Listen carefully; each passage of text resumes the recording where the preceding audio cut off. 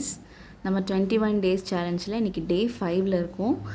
நேற்று வந்துட்டு டே 4ஓடது வந்துட்டு சக்ஸஸ்ஃபுல்லாக நான் கம்ப்ளீட் பண்ணிட்டேன். இன்றைக்கி வந்து தமிழில் நம்ம வந்துட்டு 6th வந்துட்டு அதாவது வந்து 6th 3 டேர்மே நம்ம வந்து கம்ப்ளீட் பண்ண போகிறோம். 6th வந்து ரொம்ப ரொம்ப ரொம்ப ரொம்ப ஈஸியாக தான் இருக்கும்.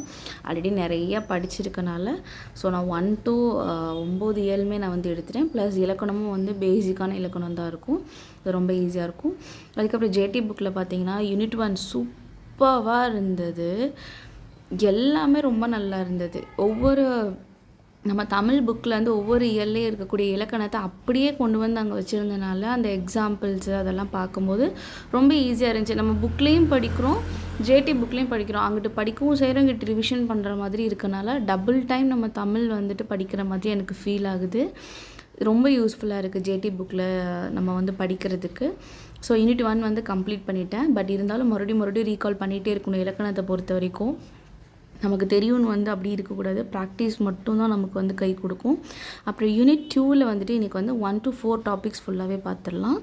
அதுக்கப்புறம் ஆப்டிடியூட். நேற்று ரேஷியோ அண்ட் ப்ரொப்போர்ஷனா நோ ஆமாம், ரேஷியோ அண்ட் ப்ரொப்போர்ஷன். ஸோ அது ரொம்ப ஈஸியாக இருந்தது. ஸோ இன்றைக்கி வந்து டைம் அண்ட் ஒர்க் வந்து பார்க்க போகிறோம். ஸோ அது பேஸ்டாக தான் வரும். டைரக்ட் மெத்தட், இன்டைரக்ட் மெத்தட் அந்த மாதிரி இருக்க மாதிரி டைம் அண்ட் ஒர்க்கும் அந்த மாதிரி தான் வரும்.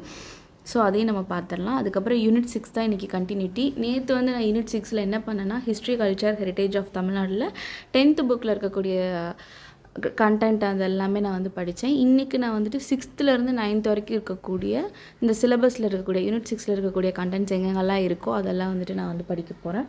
ஆல்ரெடி நம்ம தமிழ் புக்லேயும் பார்த்திங்கன்னா நம்ம தமிழ்நாட்டில் இருக்கக்கூடிய தமிழ்நாடு லீடர்ஸ் பற்றி நிறைய அங்கங்கே கவர் ஆகும். ஃபார் எக்ஸாம்பிள் முத்துராமலிங்க தேவர், கப்பலோட்டிய தமிழர், அதுக்கப்புறம் பார்த்திங்கன்னா நம்மளுடைய இவங்க வீரமங்கை நாச்சியார் வருவாங்க இல்லையா, அவங்க இதெல்லாம் நிறைய நம்ம அங்கங்கே தமிழ் புக்ஸ்லேயே வந்து நம்ம கவர் பண்ணிகிட்டே வரோம். அதுக்காக தான் தமிழ் புக்ஸே உள்ளே ஆட் பண்ணியிருக்கிறது. நம்ம வந்து தெரியாது நமக்கு வேணாம் அப்படின்னு சொல்லிட்டு போவேன்னா அங்கங்கே அப்படி இப்படி நம்ம பார்த்துட்டே வந்தோம்னாலும் நமக்கு சிலபஸில் கவர் ஆகிட்டே இருக்கும். அதுக்காக தான் ஃபுல்லாக நம்ம ரிவிஷன் பண்ணுறது.